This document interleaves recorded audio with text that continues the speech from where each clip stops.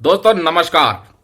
बड़ा मौका है और इस बड़े मौके पर खुद प्रधानमंत्री मोदी जी के द्वारा इतनी बड़ी घोषणा करना ये कहीं ना कहीं बहुत सुखदाई है।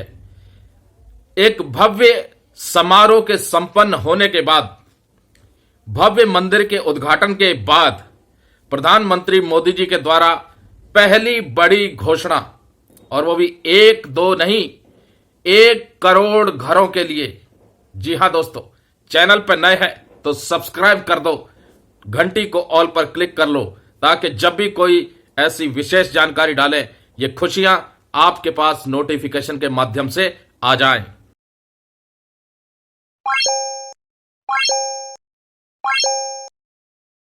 तो दोस्तों, हम बात कर रहे थे प्रधानमंत्री मोदी जी के द्वारा जो घोषणा की गई है उसमें 1 करोड़ घर को बड़ी सौगात मिलने वाली है।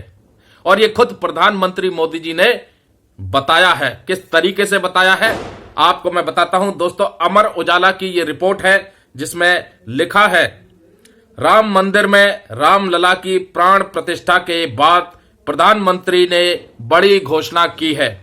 पीएम मोदी ने कहा है कि देश भर में 1 करोड़ घरों पर रूफटॉप सोलर लगवाने का फैसला किया है। प्रधानमंत्री सूर्योदय योजना का ऐलान करते हुए पीएम मोदी ने कई तस्वीरें भी शेयर की। अपने संकल्प का जिक्र करते हुए पीएम मोदी ने कहा कि राम मंदिर में प्राण प्रतिष्ठा के साथ ही उनका संकल्प और मजबूत हुआ है। उन्होंने कहा कि प्रधानमंत्री सूर्योदय योजना से गरीब और मध्यम वर्ग के घरों में बिजली का बिल का भार घटेगा। उन्होंने आगे कहा कि इस फैसले की मदद से भारत ऊर्जा के क्षेत्र में आत्मनिर्भर भी बनेगा। तो 1 करोड़ घरों को नई सौगात प्रधानमंत्री मोदी जी ने इस रामलला के भव्य समारोह पर उद्घाटन के बाद दे दिया है। आज एक नई दिवाली देश भर में मनाई जा रही है। आज 1 करोड़ घरों को रूफटॉप पर सोलर पैनल की बात हो रही है जिससे बिजली का भार कम होगा। सूर्योदय योजना, दोस्तों अब वक्त शुरू हो गया है।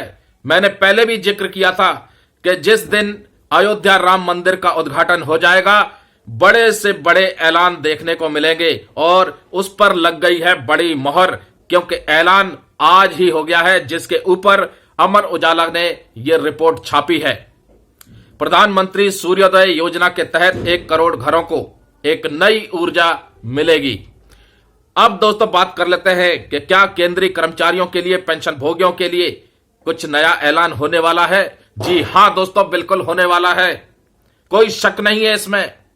होगा, बिल्कुल होगा, 100% होगा। लोकसभा चुनाव से पहले बहुत कुछ होगा। अभी तो शुरुआत हुई है। भगवान श्री राम का आशीर्वाद 1 करोड़ घरों को मिल चुका है जो कि प्रधानमंत्री नरेंद्र मोदी जी के द्वारा ऐलान कर दिया गया है। और भी करोड़ों लोगों को मिलना बाकी है। क्या नई सौगात, कौन सी बड़े ऐलान, कौन से नए तोहफे इस बार लोकसभा चुनाव से पहले देखने को मिलेंगे। दोस्तों शुरुआत करेंगे इस बार से बढ़ने वाले महंगाई भत्ते, महंगाई राहत को लेकर के, जो कि हम हर बार अपनी वीडियो में जिक्र करते हैं कि इस बार भी महंगाई भत्ता, महंगाई राहत 50% को क्रॉस मारेगा।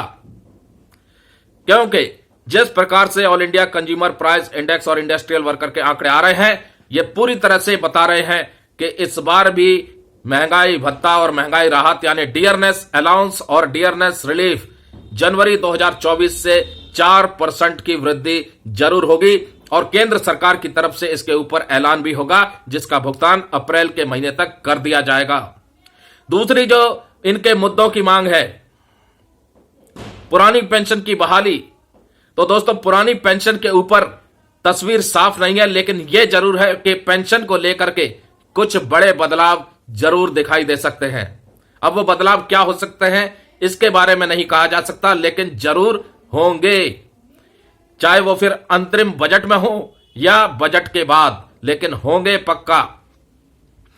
वही दोस्तों, बकाया को लेकर के कर्मचारी संगठनों की तरफ से दबाव डाला जा रहा है सरकार पर। 18 महीने के महंगाई भत्ते और महंगाई राहत के ऊपर भारतीय प्रतिरक्षा मजदूर संघ जग गया है और इस संघ ने लिख दी है चिट्ठी वित्त मंत्री जी को।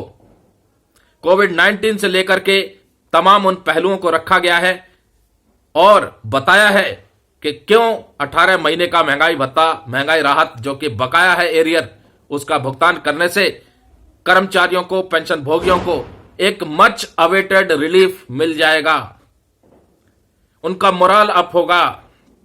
इस मोर्चे पर भी अच्छी खबर जल्द ही सुनाई दे सकती है। वहीं दोस्तों, सीएजी ने जो चिट्ठी निकाली उसके बाद एक चिट्ठी मजदूर संघ ने भी निकाली।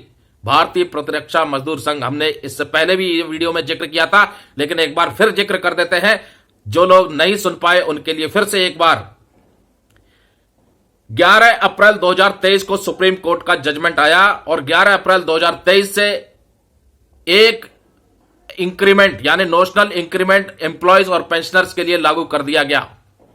लेकिन 11 अप्रैल 2023 से पहले जो पेंशनर रिटायर हुए हैं 30 जून और 31 दिसंबर को, इंक्रीमेंट का लाभ लिए बगैर यानी इंक्रीमेंट से ठीक एक दिन पहले पूरी 1 साल की अच्छे आचरण के साथ सर्विस करने के बाद वो रिटायर हो गए, उनको भी ये इंक्रीमेंट ड्यू होता है, जिसकी मांग की जा रही है। सुप्रीम कोर्ट के जजमेंट के अनुसार 30 जून 2006 से पिटिशनर को रिलीफ दी गई थी और उम्मीद की जा रही है कि आने वाले समय में department of personal and training भी इसी कड़ी में तमाम उन पेंशनर्स को 30 जून 2006 से यह रिलीफ दे सकता है।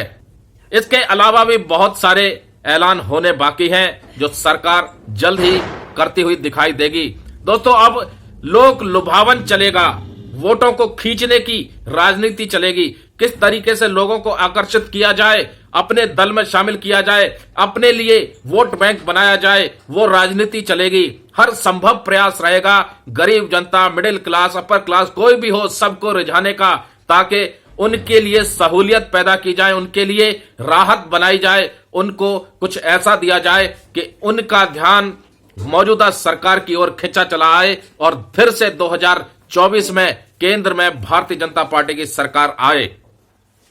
सरकार हर संभव प्रयास करेगी कि उनके खाते में ज्यादा से ज्यादा वोट आए और उन वोटों के लिए उनको कई और बड़े ऐलान करने अभी शायद बाकी हैं, जिसके ऊपर तस्वीर धीरे धीरे साफ होती नजर आएगी। तो दोस्तों, आचार संहिता लगने में अभी वक्त है और आचार संहिता से पहले बहुत कुछ देखना बाकी है। आप सबको यानी जो भी 1 करोड़ लोग इस नए प्रधानमंत्री सूर्योदय योजना के अंतर्गत आएंगे, लाभार्थी होंगे, उन सबको लाख लाख बधाई। नमस्कार, जय हिंद, जय भारत दोस्तों।